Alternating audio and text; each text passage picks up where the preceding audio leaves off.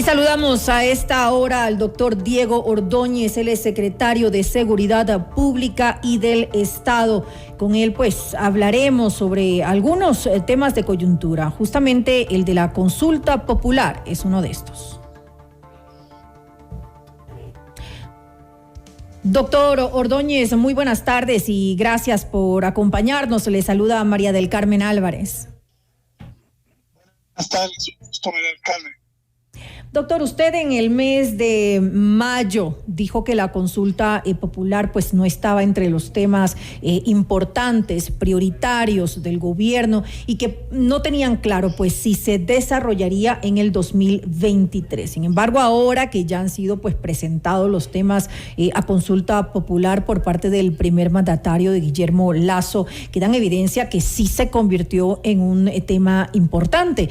¿Qué pasó en estos 4 meses para que se diera ese cambio y la certeza de que es necesario realizar una consulta popular? Tal vez las movilizaciones que se dieron en junio o la relación que tienen con la Asamblea Nacional.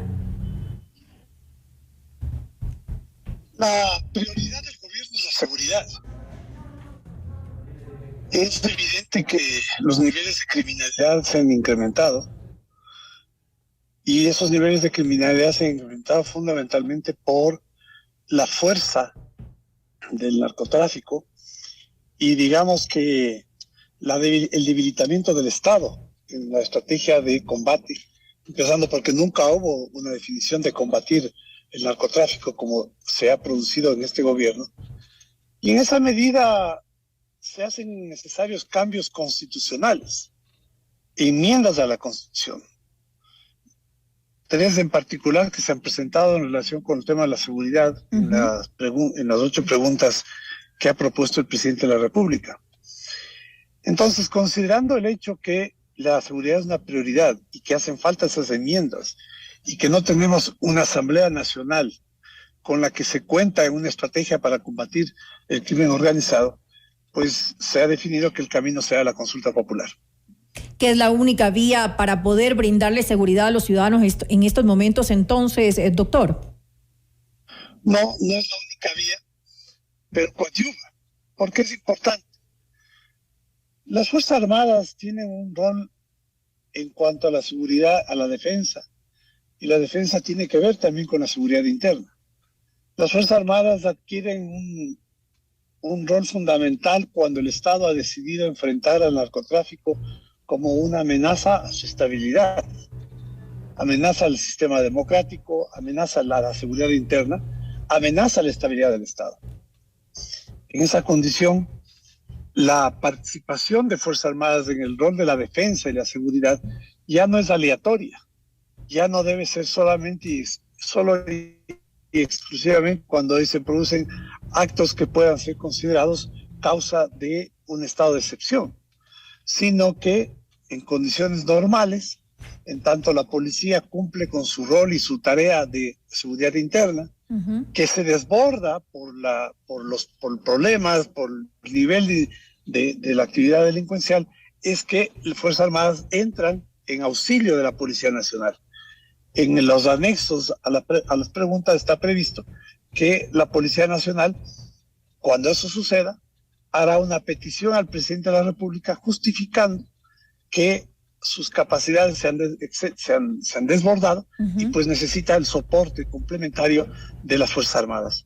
Esto ha sucedido y está sucediendo ahora, en particular en Guayaquil, en donde se ha extendido el estado de excepción, y pensamos que tiene que haber no solamente la participación, como digo, en estados de excepción, sino que pueda ser un mecanismo al que se pueda recurrir, no necesariamente bajo esa condición jurídica. Pero esto va a requerir, obviamente, de una enmienda constitucional. Esa es la pregunta que se está planteando, la pregunta número primera, ¿no? La Constitución actualmente, ¿qué dice? Primero, ¿qué pasó con la Constitución del 2008? Se eliminó el concepto de fuerza pública. Recuerde usted que en la Constitución del año 98 había una definición de fuerza pública, ¿no? El concepto de una estructura de defensa y seguridad que definía competencias y responsabilidades, pero que era considerada como un concepto único, fuerza pública. Ese concepto se eliminó de la Constitución del 2008 y se dejó a la Fuerza Armada exclusivamente en el trabajo de la defensa de fronteras. Y se limitó el que en condiciones no de excepcionalidad pueda prestar ayuda y colaboración a la policía. La situación de criminalidad en este país rebasa las capacidades solamente de la policía. Y necesitamos el concurso de Fuerzas Armadas. Y por eso la pregunta, y por eso es fundamental esa pregunta, ¿no? Para que pues tengamos el auxilio de la Fuerza Armada cuando la policía así lo requiere. Ahora, ¿qué apoyo considera usted que podrían tener ante esta consulta popular? Hace pocos minutos escuchábamos a Leonidas Issa, quien aseguraba que no iban a tener, por supuesto, el apoyo de la CONAIE, que ellos pensaban que se trataba de oxigenar un poco políticamente al gobierno con esta decisión y que no había coherencia en algunas de las preguntas que estaban consideradas dentro de esta consulta popular. Una de ellas que tenía relación con el tema de protección al medio ambiente, que no está, según él, de acuerdo a lo que se ha tratado justamente en la mesa de energía. El señor Issa habla a nombre de una facción, habla a nombre de un grupo. No le pudimos, sin duda. Ya, no le pudimos escuchar con claridad. Le ruego que me repita lo que me dijo acerca de las. Sí. Ajá. Le decía que el señor Issa representa a una facción, ¿no? Ni siquiera la totalidad del mundo indígena, sino una facción política del mundo indígena. Uh-huh. Y a pesar de eso, pues yo no le resto legitimidad. Él habla a nombre de las personas que lo apoyan. El presidente de la República ganó una elección con 5 millones de votos y habla con la legitimidad de ser el jefe de Estado. Y habla con la legitimidad de representar a esos electores y al país en su conjunto. Lo primero. Lo segundo, en tal condición el presidente de la República puede preguntar lo que a su entender debe hacer, lo puede hacer a su entender para solucionar lo que a su entender son problemas que tienen que enfrentarlos desde el punto de vista del gobierno, no desde el punto de vista de un dirigente indígena. Y lo peligroso es que por estas actitudes radicales, ¿no?, depredatorias, no se ponga atención al contenido de las preguntas, a lo fundamental de resolver si las Fuerzas Armadas pueden o no participar en soporte, en ofrecer seguridad interna a los ecuatorianos, o si se debe extraditar a ecuatorianos que son reclamados por países extranjeros por haber cometido o participado en crímenes de delitos de crimen organizado, lavado de activos, narcotráfico, terrorismo, o que se le confiera autonomía administrativa financiera a la Fiscalía del Estado, para que la Fiscalía pueda autorregularse y no dependa, como actualmente, depende del Consejo de la Judicatura. Bueno, si esas preguntas el señor Issa considera que deben ser respondidas con un no, es que el señor Issa pues tiene una agenda que no está asociada a los intereses de los ecuatorianos, no de su facción o de sus obsesiones ideológicas, sino al país. Al país. El país requiere seguridad. Si el señor Issa no quiere seguridad, es porque la provoca además, ¿no? Es porque la provoca, porque es generador de violencia. ¿Cómo nos podemos oponer, María del Carmen, a preguntas que tienen que ver con cuidado del medio ambiente, con que se puedan recuperar dineros de canje de bonos? Entonces me parece absolutamente irracional. Lo único que muestra es esto que acabo de señalar, el nivel de irracionalidad con el que este dirigente trata los temas que son de interés nacional. Aparte de las declaraciones del señor Leonidas Issa, ¿usted considera que sí va a tener un apoyo ciudadano este gobierno frente a la consulta popular? Y le pregunto eso porque muchas veces esto depende de la popularidad que tienen los gobiernos y por lo general se da de acuerdo a eso. ¿Qué es lo que están esperando en estos momentos? Desde el punto de vista de que esto es un plebiscito a favor o en contra del gobierno, entonces estamos en un escenario puramente político, ¿no? Y lo que debemos entender es que no se trata aquí de hacer un referéndum o un plebiscito sobre el gobierno, sino sobre resolución de cambios institucionales que son fundamentales para avanzar en este esfuerzo, en este trabajo que el gobierno hace para garantizar seguridad. No se trata aquí de votar a favor o en contra del gobierno. Se trata aquí o no votar a favor o en contra de cambios que son sustanciales. ¿Estamos de acuerdo con que se reduzca el número de asambleístas? ¿Sí o no? Tenemos una asamblea que ha llegado a niveles de deterioro y credibilidad que no tienen precedente en la historia política de este país.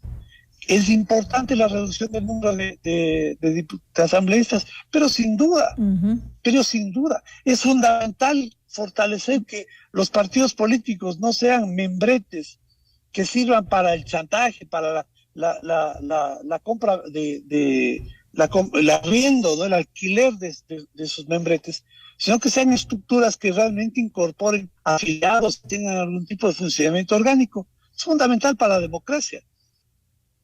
Sin lugar a dudas, pero yo se lo comentaba hace un momento, no es que las preguntas sean para apoyar o no al gobierno, sin embargo, siempre de alguna manera tienen relación con la popularidad de los gobiernos, que la gente se pronuncie a favor o en contra. En febrero del 2023, este gobierno tendrá ya aproximadamente casi 2 años de gobierno, es decir, la mitad de su periodo. ¿No hubiera sido tal vez mejor realizar una consulta en los primeros meses cuando había una mayor aceptación? ¿No hubiera sido tal vez esto estratégico?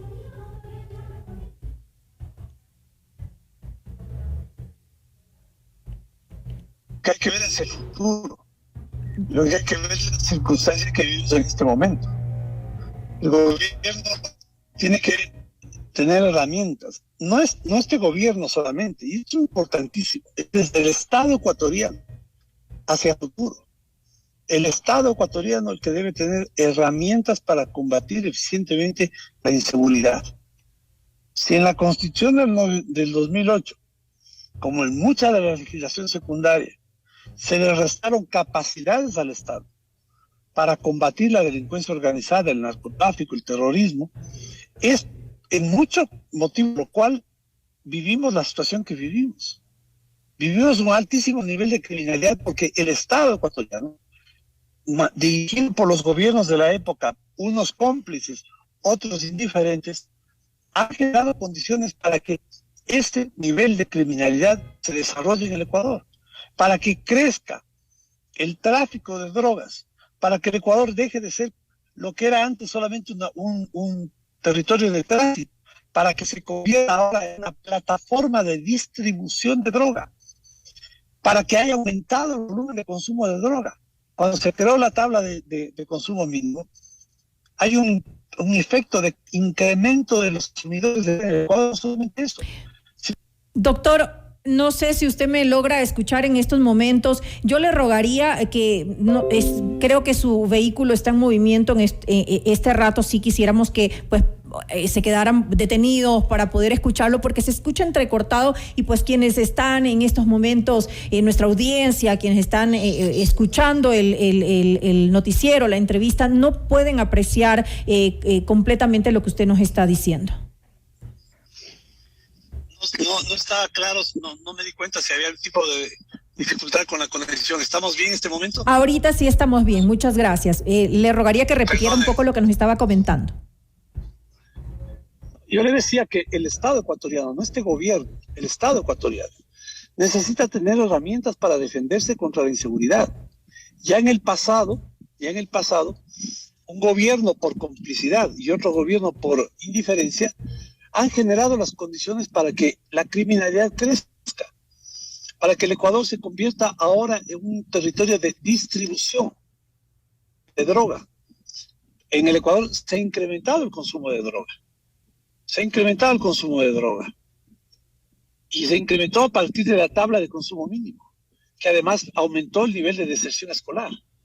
Se incrementa porque se desarticuló la estructura de defensa, porque las Fuerzas Armadas fueron excluidas de la posibilidad de intervenir en la seguridad interna, porque no ha habido este trabajo concertado, ni la suficiente provisión de recursos, de tecnología, de logística a las Fuerzas Armadas de la Policía Nacional. Doctor Ordóñez, todo esto tenemos que corregirlo ahora. Claro que sí. Ahora, yo le preguntaba a usted en algún momento cuando justo hubo este corte en la comunicación, le preguntaba si tal vez hubiera sido mejor, más estratégico haber hecho esta consulta al inicio, en los primeros meses de gobierno, cuando había mayor aceptación, que cuando se va a dar, que va a ser en febrero del 2023, que pues ya van a estar casi en la mitad de su periodo, y obviamente hay un desgaste del gobierno en esos momentos.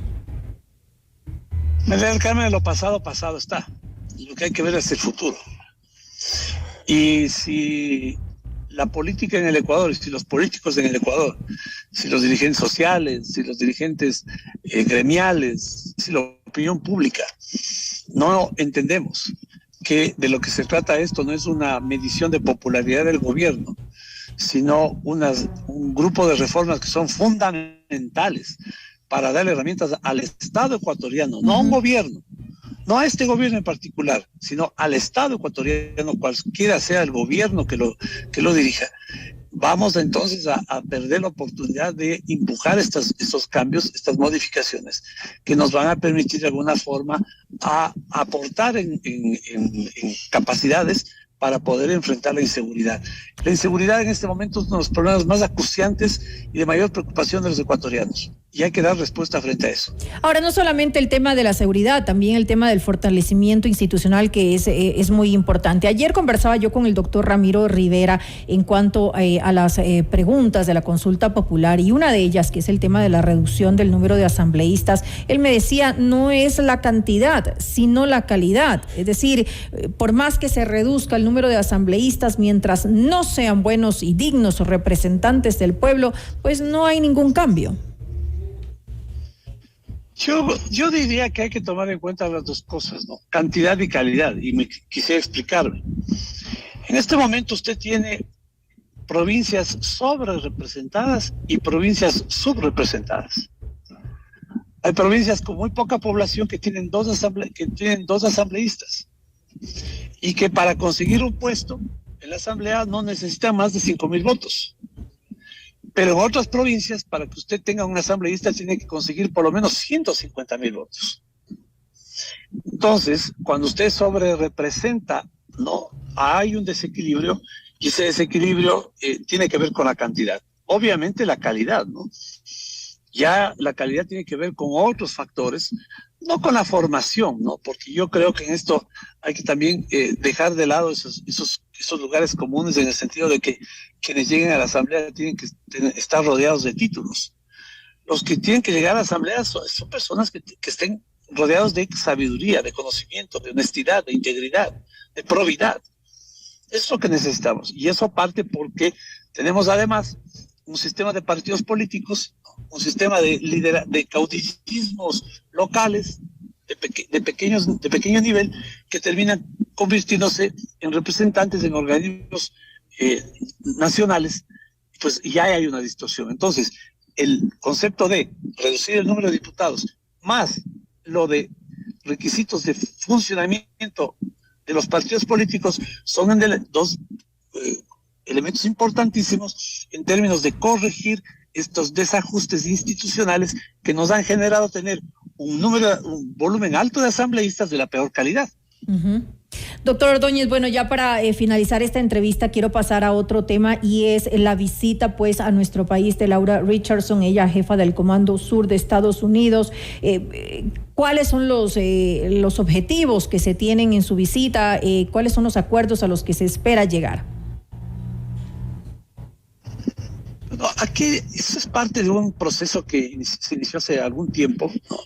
Y que tiene que ver con este reacomodo del Ecuador en sus alianzas político-estratégicas, ¿no? Con países con los cuales tenemos afinidad en cuanto a la visión sobre la democracia, el respeto a los derechos humanos, la institucionalidad, la seguridad y la defensa. Estados Unidos es uno de ellos. Otros países, Gran Bretaña, países de la Unión Europea, Israel, son otros países con los cuales el Ecuador tiene diálogo. Ahora bien, en el caso de la general Richardson se trata de una militar de altísimo rango, ¿no? Comandante del Comando Sur, que acompaña del jefe nacional de la Guardia Nacional, jefe de lo que se llama la estructura militar que tiene que ver con la seguridad interna de Estados Unidos. Es decir, vino una representación de altísimo nivel, igual le acompañó la subcomandante del Comando Sur, la subcomandante civil del Comando Sur. ¿Qué vinieron a hacer? A dar continuidad a los diálogos que tienen que ver con la propuesta del presidente Lasso de la cooperación, ¿no? De la concurrencia de Estados Unidos en este combate que el Ecuador está desarrollando contra el narcotráfico. El ministro de Defensa ecuatoriano algunos meses se reunió en Brasilia ya con el ministro de Defensa con el secretario de Defensa de Estados Unidos. La embajadora Baki hace una muy activa tarea tanto en el Departamento de Estado, en el Departamento de Defensa, cuanto en el Senado de los Estados Unidos. El presidente Lasso hace poco habló con el presidente Biden en la conversación en la que le dijo que se necesita el apoyo de Estados Unidos en el combate al narcotráfico y al crimen organizado. Todo esto va en secuencia. Hoy le hemos presentado a la general Richardson y a su comitiva el plan que el Ecuador tiene para el combate al narcotráfico y lo que necesitamos en el propósito de lograr los resultados que esperamos. Esto es algo que lo venimos trabajando, ¿no? Desde hace mucho tiempo y hemos avanzado muchísimo. Ya tenemos un cruce en cuanto a la información y los planes, que es fundamental. La presentación estuve ayer en la noche, hoy en el desayuno con el presidente y luego en la reunión que tuvimos en el Ministerio de Defensa, en el comando conjunto con el alto mando policial y el alto mando militar, en el mismo momento, en donde se presentó cuál es la estrategia conjunta, Policía, Fuerzas Armadas, para combatir narcotráfico y crimen organizado. Esperamos pues entonces, doctor, que se den se articulen las acciones que sean necesarias pues para que haya mayor seguridad en estos momentos en nuestro país y que se lo vea así, como un apoyo, como una cooperación en materia de seguridad y defensa y no como algunos tal vez lo vayan a pintar en su momento, como una intromisión a la soberanía de Ecuador, que realmente lo tomemos como es, como una cooperación necesaria internacional que en este país pues tenemos que dar paso a este tipo de cooperaciones internacionales aquí para tener una mayor seguridad que necesitamos pues tanto en estos momentos aquí en nuestro país. Le quiero pues agradecer al doctor Diego Ordóñez, él es secretario de Seguridad Pública y del Estado, por habernos acompañado en este espacio y contarnos un poco acerca de dos temas importantes. Uno que es justamente la consulta popular y el otro que es este importante, que tiene que ver también con el tema de seguridad. Muchas gracias, María del Carmen. Siempre a la orden. Gracias a usted, que tenga una muy buena